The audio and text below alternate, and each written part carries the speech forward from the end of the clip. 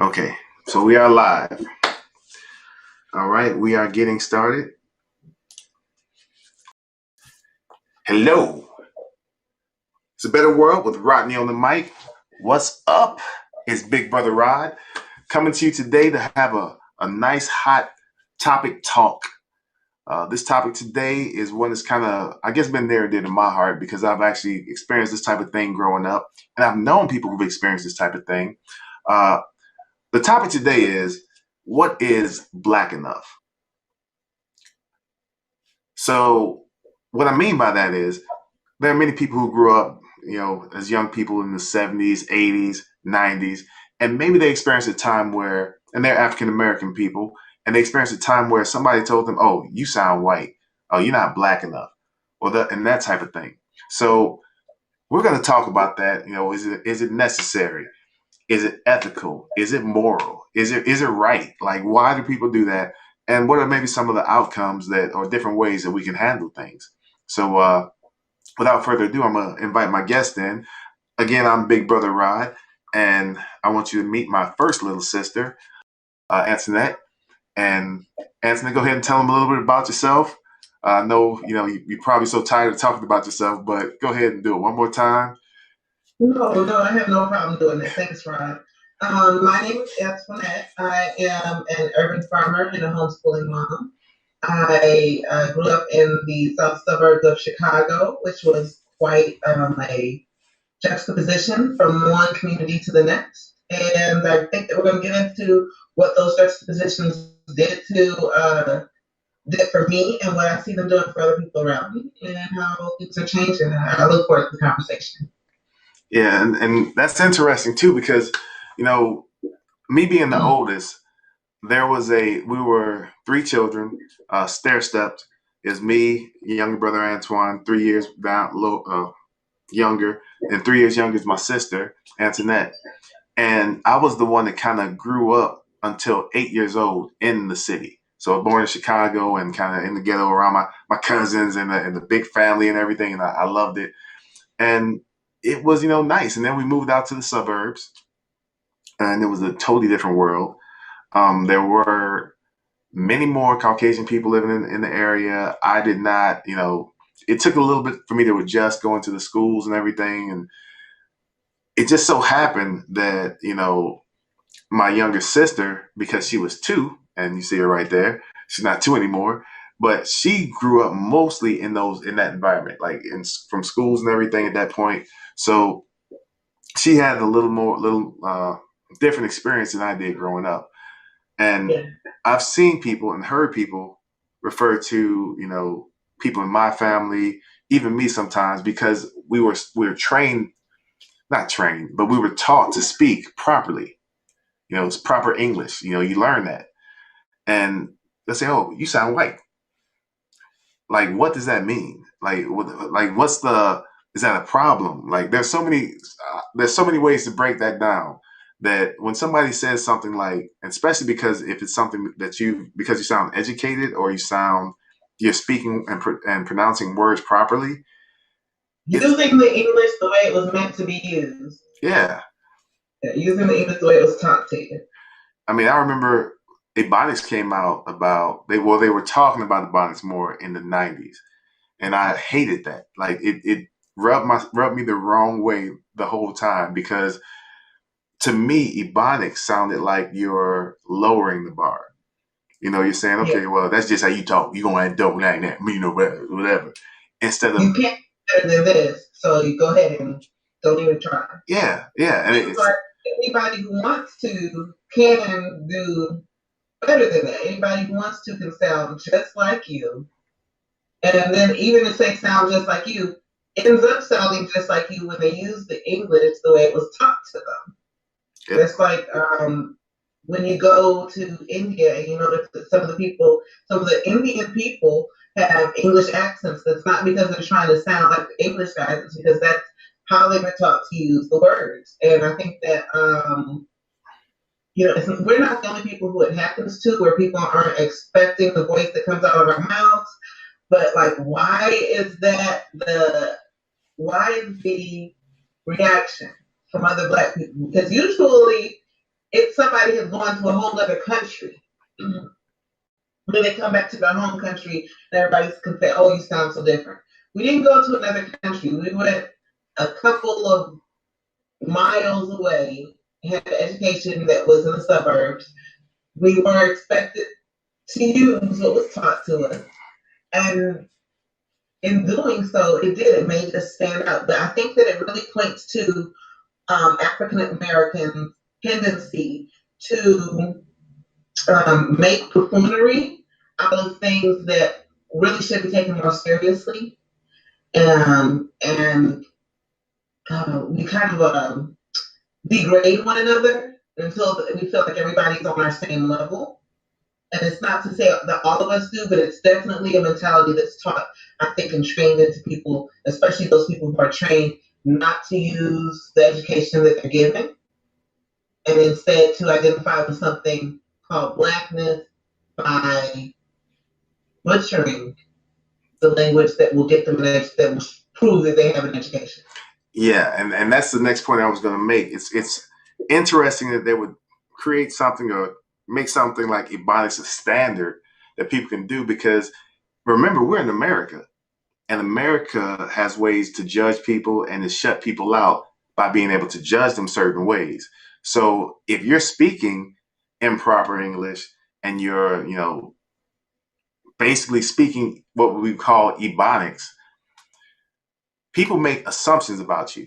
It's kind of like if you're at a corporation and you write an email with all types of spelling mistakes, and yeah, we're in an age where everybody texts and stuff like that, and it's not that important, but it's still important if you're writing emails in the corporate America. So if you're writing emails in corporate America and there's all types of spelling mistakes, all types of grammar mistakes, and the sentence structure doesn't make sense, best believe, even if they get what you're saying, people are making assumptions about you, and that's going to inform how they make decisions on how to deal with you. So it's like I think it's almost harmful in a way when you put that out on especially on children because children they know they want the love and respect from their parents or from family members and things like that. They don't want to be the outcast. Like, oh, you're not black enough. You're not like one of us. Like you're like one of those people over there, But I think that is where it can be dangerous because you get kids in this mindset of, okay, I want to please my family. I want to be happy. I want to fit in. So I have to act a certain way. But when they act that way, sometimes when kids are imitating, they overdo it, and they don't learn the right things. And then that makes the world, again, look at them and judge them in certain ways. Now, it's 2020 and the world is trying to get more woke, which is good. But it's good to be more woke. But at the same time, there's a lot of people sleepwalking in this mugga. So you still have to watch, how these kids are being perceived. I just kind of want to like pigtail or whatever it's called on that subject with you of what it does to the child's psyche. Because it was me back in the day. It was me. I was the one who, when we went to go see the family that was still living in Chicago, I'd hear it from a lot of different directions, from kids at the park and from kids in the family, that I was talking white and acting white, and I didn't know what it was about myself that was causing them to get to perceive me in that way. But I knew that there were times and places and things like that. Like I couldn't stand the way alleys looked, and I couldn't understand how other kids could run into an alley and think it was a fun place to play. And I was just like, why is there no grass between these houses? And these people don't look safe to walk in. It's just the amount that people are walking around here, and these people walking in our same nice looking neighborhood. But really, what it did to my psyche is over time, it made me believe that there was something I was missing out of my personality, that I needed to find experiences to add into my personality.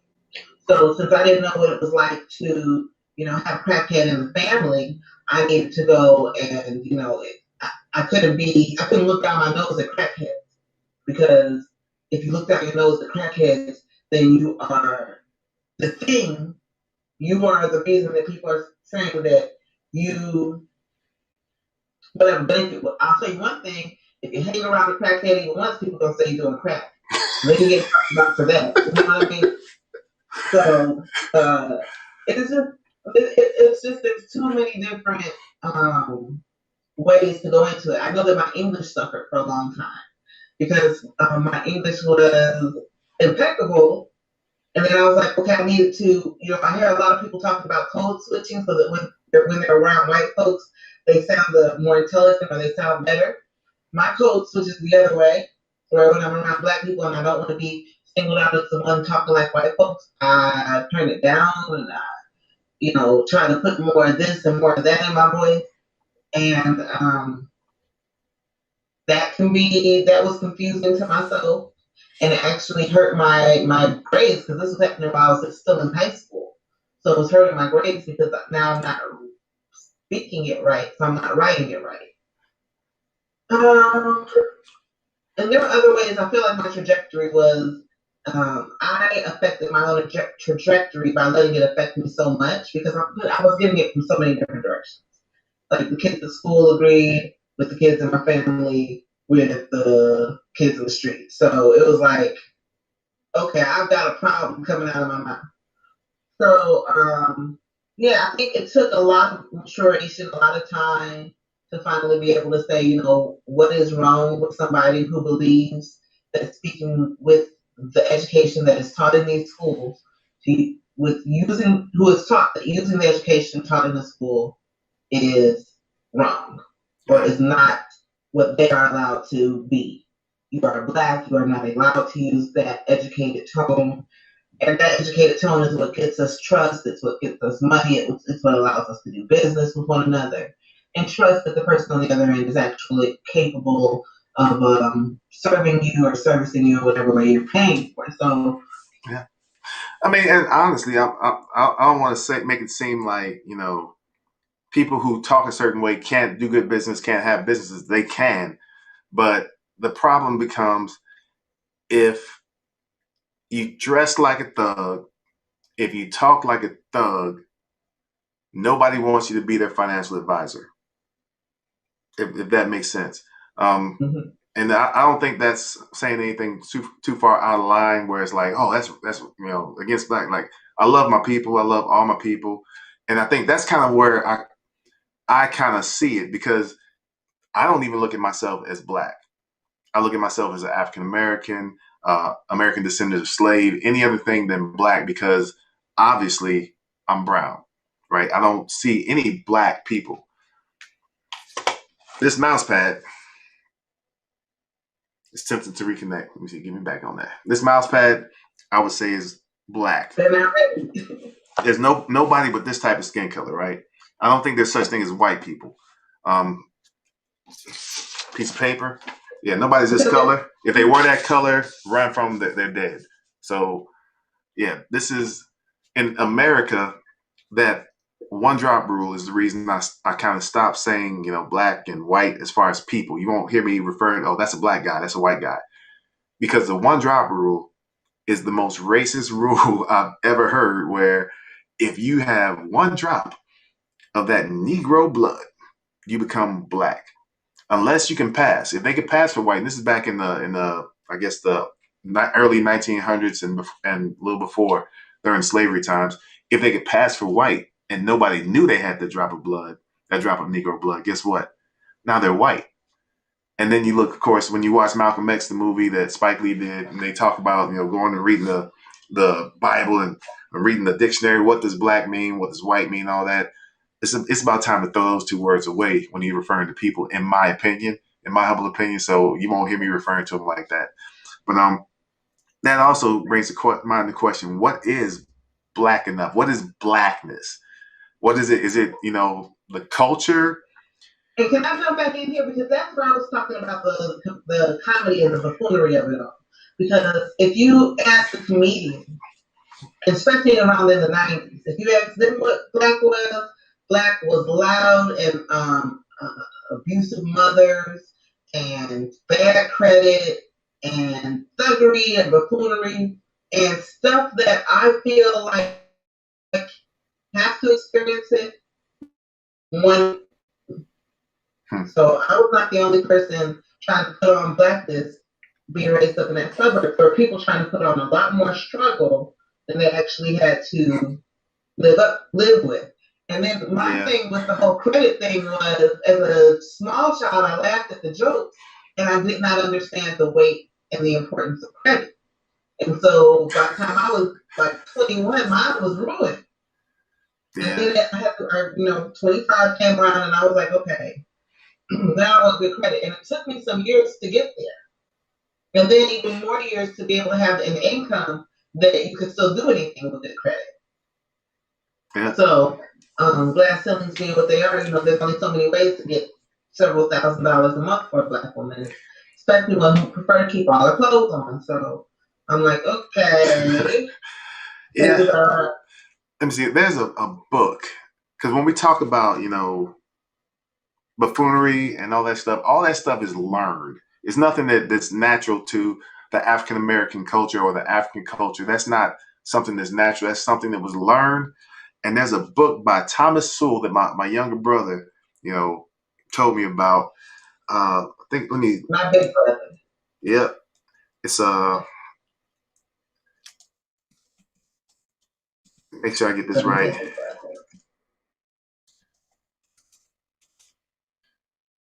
Okay, the name of the book is Black Rednecks and White Liberals by Thomas Sewell.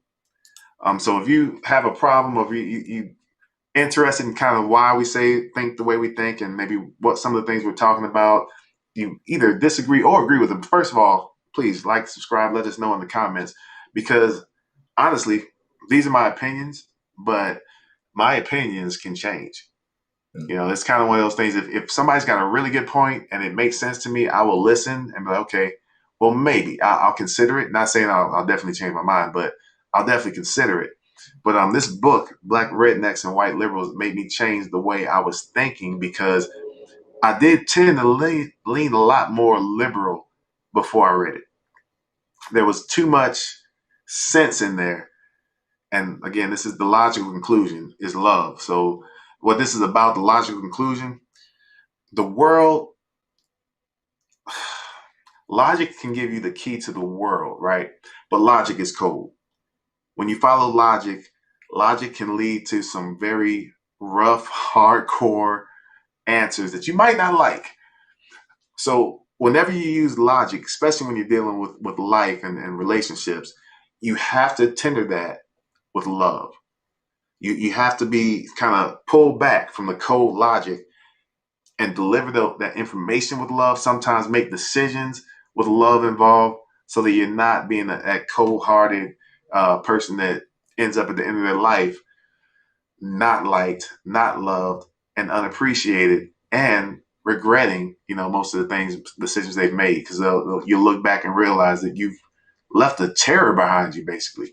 So, yeah, that's what this channel is basically about. Logical conclusions, love. We're going to use logic to talk about lifestyle, logic to talk about finances, and how to dominate finances. Because no matter who's in office, you got to be flexible enough to dominate your finances, because time's coming. You're going to live until tomorrow. If you're going to live till tomorrow, you're going to need some money tomorrow. So let's get that right. But I do digress. Where were we? We're talking about what is black enough, Right. and basically, I think it is. First of all, no such thing as being black enough. It's just being comfortable in your skin. To me, my African Americanness is about me knowing who I am and being comfortable in my skin. And that means comfortable in all situations. I'm comfortable whether I'm around nothing but Caucasians, or around nothing but African Americans, or nothing but Asians, nothing but Indians. I worked for 4 years in a company that was an Indian owned company, and most of the people I worked with were Indian, and I had a ball. They were great people. I loved it. Um, yeah, so I don't believe it's good or healthy or ethical or moral or logical to be racist. I think that is a problem that racist people do have is so illogical. It makes zero sense. There's no benefit for anybody in racism unless you're somebody who is trying to generate conflict below you so people can't pay attention to what's really going on while you're making billions of How dollars. much Just less putting that does it out there. make in the race? Huh? So how much less does it make sense when it's in the race? Within the race, that's the part I don't get. That's the Yeah, part I that's never. true. And here's the thing. My brother, when he was he's passed, he's no longer with us, but when he was here, he was a fairer skinned African American man. He's told me stories in the about when he was in the military, because we both spent time in the military, where there were racial issues going on, and he was around his peers, other African American guys, and he would try and say a point, and it might be an intelligent point. I don't know. He generally made intelligent points. Trust me, he was a sharp guy. But he would go to make a point, and one of the other African American guys stopped him and said, "Hey, you can't speak for us. Like you're too light." And that hurt me. And I'm darker than my brother. I always growing up, I thought I was dark. There's many more people darker than me, but to in this situation, I was the dark one. So yeah, I never got that type of treatment that he got from other African American guys. I got along with them generally. We all kind of had some of the same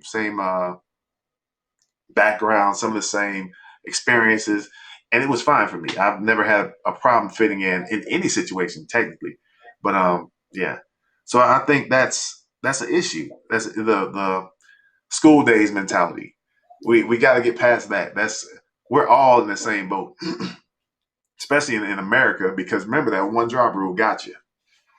So when you're saying black, white, this whatever, that one drop rule. Whenever you say it, think about that. Like white is synonymous with good and black is synonymous with bad, and so we have allowed that tag to be placed on our asses. I don't know if you're question on this or not, but for a few too many, millennia, decades, however long it is. So yeah, it's definitely time to drop such clearly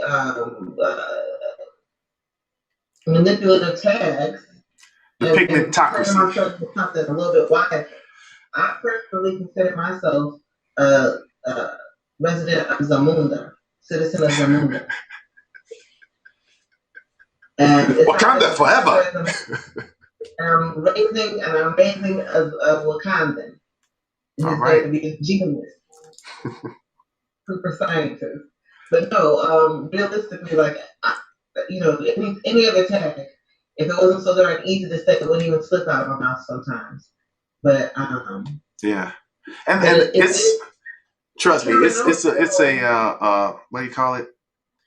It's not a overnight thing. It's not stopping saying it, because I still if I slip up sometimes, and I'm like, man, I can't believe it. Just like it bothers me. It bothers me when I watch the news and I hear a Caucasian newscaster say, "Well, the black people were the black vote," and the black. I'm like, ain't no black people. Like it bothers me. So I try. It's a constant. Like I'm getting that word out. I'd rather say the N word honestly than that. This keeping it real, because the N word is aggressive and you know what it's about and you understand it. But that black thing, it is. I agree to disagree on that N word. It gets in your head. It's like subliminal when you say black and I'm black and you have a kid. You tell a kid you're ugly, you're ugly, you're ugly, you're ugly. He knows what ugly means. Talk about the ugly day outside. Talk about ugly people, how they act ugly and stuff like that. So he knows what ugly means. But if you tell him, hey, don't worry, you're ugly, but I'm ugly too, and ugly is beautiful. He's gonna be like, yeah, I wanna agree. Yeah, ugly is beautiful. Yeah, I'm ugly and proud. But he knows, because as soon as you say like, and I'm talking about the word black, just so you know. Yeah, well, I'm gonna get to that in a minute, but I'm saying that because like if you say if I tell somebody who believes in black is beautiful, black is proud, my daughter says it all the time, Dad, black is beautiful. I'm like, yeah, and so are you. But if you're like, okay, I have a blackness on my soul. I think they know that you're not talking about. I feel Afrocentric in my soul. If you're talking about, oh man, my spirit just I got a blackness in my spirit. They're not talking about, oh man, he's so Afrocentric. Go put the Listen, dashiki nobody on. says black is beautiful. You just say, yeah, and so are you at that? Yeah, because black is beautiful. It's a beautiful color, but so is my daughter. My daughter's beautiful too. She's not black. You know, Put like more emphasis on it. Just to be like, no, you are beautiful. Yeah, try to say, no, you are beautiful. Because if you honestly don't believe black is beautiful, when you say it like that, just kind of agree no, and say she's beautiful, I you don't love. get mixed messages real fast. Girls get that, but Yeah, you really like this. well, I love black. My dog is black. My file cabinet is black. My headphones are black. If I have the choice to get a color, generally it's gonna be black. Like you see most of my videos, I'm wearing some type of black shirt. I like black, but my daughter's not black. So when she's determined to say I'm black, I'm black. I'm like, okay, well, she's like, Daddy, black is beautiful. I'm like, you're right, it is. But so are you. You know, you gotta Okay. break it down like That that. emphasis and that inflection was a big deal. I was like, okay. Yeah, but the N One thing word. You asked about the N word. The reason I say that is even though the N word is divisive and I don't even say that word. And actually, I don't say it. Most of the time, I don't say it. But to me, it's not subliminal. The N word, if I hear it, I know it's gonna make me feel a certain way, and it is what it is. It's that black thing that will get into a child's psyche, and they wanna. Anybody who speaks English knows what black means. When you talk about black plague, black bald, uh, black male, you don't want those things. You don't want to be those things. So why would you want to be a black person? You know, just because somebody told you, "Oh, black is beautiful, black is this," but you're not even black. Like it's a made up thing. Made that point really well, but even like Trevor Noah talks about the allure of being called black. He had his Yeah, whole stand-up comedy special where it was like, oh, he just wanted to be black, and that's what I felt like being when you go and you are told that you're not black enough because of the way you're talking or dressing or anything else about yourself. You definitely go and try to change it, and yeah, you definitely try to change it towards a more media-friendly version of what you're supposed to be. So if you talk a certain way and you don't sound like any of the women in the movies, even if all the women in the movies are boisterous women who were raised by others and blah blah blah blah blah, if you don't sound like them, then you better start trying to sound like them. yeah. But And you if know you what? You know what I noticed though, especially watching that Trevor Noah special, because I did see it and I laughed at it because it was funny. But in Africa, who are the black people? Right? In Africa, there's everybody is the people. You know, then you had the coloreds, which were the people who were they're mulatto or you know they were mixed. They called them colored, and then they had the white people. And if for most Africans, if you're in a bunch of African people, they're just African people. You know, it's weird. Like over here in America, because it's so racist, and even there were times when during apartheid they had the blacks and whites too. Apartheid, that is what it is. But in racist situations, they break it down to be very simple: white and other, black and white. So like I get the fact that it can be cool. It was like the world looks at it like what's wrong? Like the world looks at America right now and they look at African American people in America like, you know, why are they still complaining about slavery? That was 400 years ago. They're in this country. They should make so much money. They should be so happy. They're so lucky. Like there's something wrong with them. Like I've heard people say that. Like I've seen like videos of people saying stuff like that. And it's like, man, you have no idea how how it is when people get inside your psyche, not just of me, Rodney, or who I am, of a culture. They get inside the psyche of a culture and limit it and don't let it grow and don't let it read and then they say, okay, well now you're free, but they set up systems and everything to keep you in line and keep you in this little ball and this little when box. successfully built, they blow you up. Yeah, and then people who come from other countries, they come over here and oh, they allow them, okay, you can do this, okay, fine, yeah, whatever. But for us, it was, it still is, you know, crazy. There's large portions of our population that are still struggling, and we got to get that fixed. But I mean, that's probably gonna be a conversation for another day. Um, I think this is a pretty good topic. We've been talking about 30 minutes, so we can go ahead and shut it down with this. You got any final words? Yeah, as far as like what we started on, as far as telling kids that they don't talk, that they don't sound black enough, I think that that's very passe at this point. I think if you're still like trying to um, troll children and make them into something that's blacker, you might want to be careful because the media image of what blackness is supposed to be is so much scarier now, so that they can justify all the murders and the killing and everything like that. So, and you don't want to send children off on that search to be black on their own. If you are going to, if you think somebody needs to know more about their history, go ahead and teach it to them. You know, take them under your wing, take them hand in hand, and show them what it is that they're missing, and realize that they can't, whatever that it must, whatever it is that you're identifying that they're lacking. If it's not education, you might need to leave it alone because you might just be picking at somebody's personality for real, for no reason. Let them shine. Let them be who they are. Yep, that's beautifully said. And my final words would just be, hey, everybody, love yourself, and love everybody. You know, this world's it's COVID times. Be safe out there. We've gone through a lot this year, and I can't wait for the end of this year to be over so we can get to 2021. 2019 was hell for me. 2020 was not much better, but 2021 is gonna be fun. How about that? 2021 is gonna be fun. 2021 is gonna be fun. Again, I'm Big Brother Rod, and it's a better world with Rodney on the mic. I am the scholar and the warrior. So I'm looking forward to seeing you guys in the future. Where is that lens at? Up. Got it right.